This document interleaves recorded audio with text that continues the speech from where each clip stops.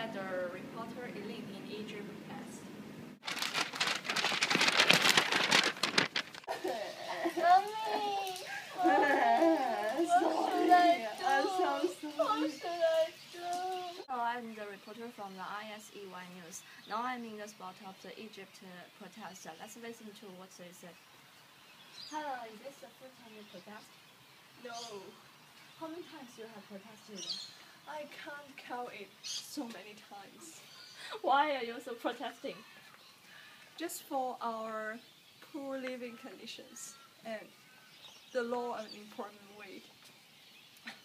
We are hardly to live because even still we are young, we cannot find a job. Nobody can hire me, and I just want to buy a toy for my daughters, but I can't. I got just $2 a day. I can't buy. Okay, now let's move to the government response in terms of the Egypt protest. We lived in pain and anxiety these days, and we are worried about what tomorrow will bring to our family, our country, and us. I have heard about the police force used violence to protesters, and here, I need to clarify, it wasn't true. Please believe your government, and please trust me. I stand for poor side.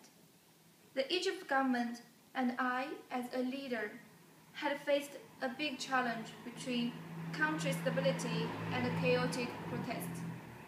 I am the president for over 30 years in Egypt, and I believe it is enough for me to serve my country and my people.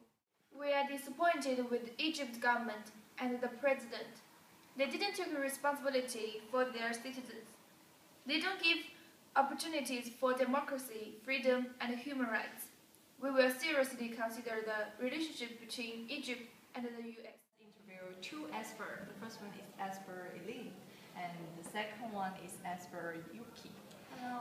So, what do you think the social media function in Egypt, Eileen? The social media plays an important role in the Egypt protest. For example, the Facebook, the Twitter, and the YouTube all function in the accelerating of the uprising. This mass organizing tools function in the following two ways. The first one is organizing the protest, and the other is putting pressure on the Washington. Okay, let's move to the first point, organizing the protest. It is likely that fewer people would have known the protest and thus will show up in the protest without this mass organizing tools. Besides, knowing that there are millions of protesters rather than oneself also gives a kind of courage to the people. And in addition,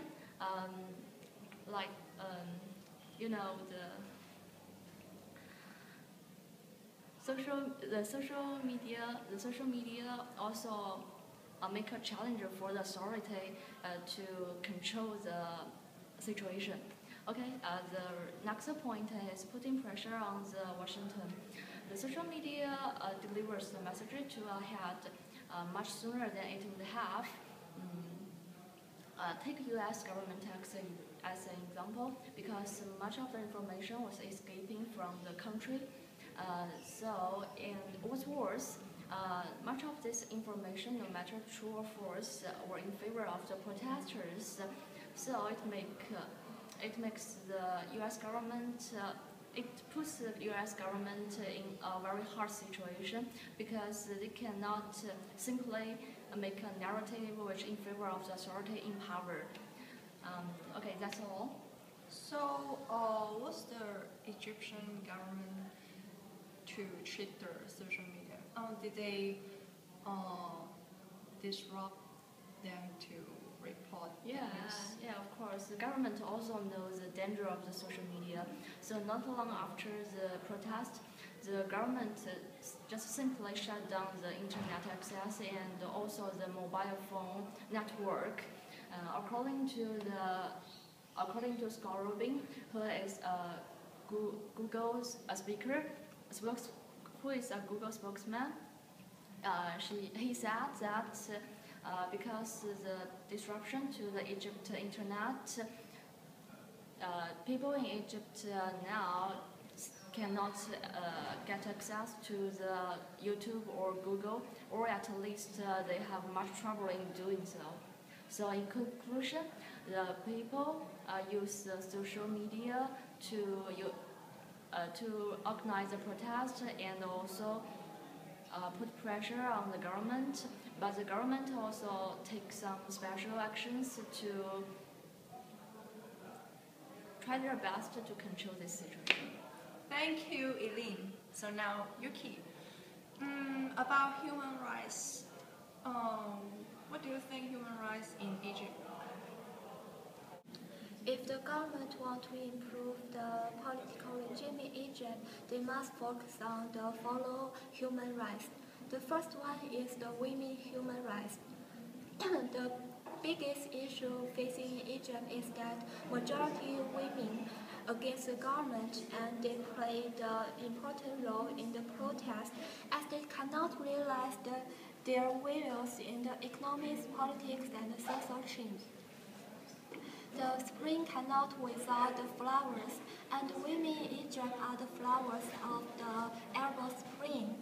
But if they not appreciate their own value and societies fail to include them in democratic transformation, the end will be not nice. The report from the CCN. And the next one is the religious freedom. As much people know that.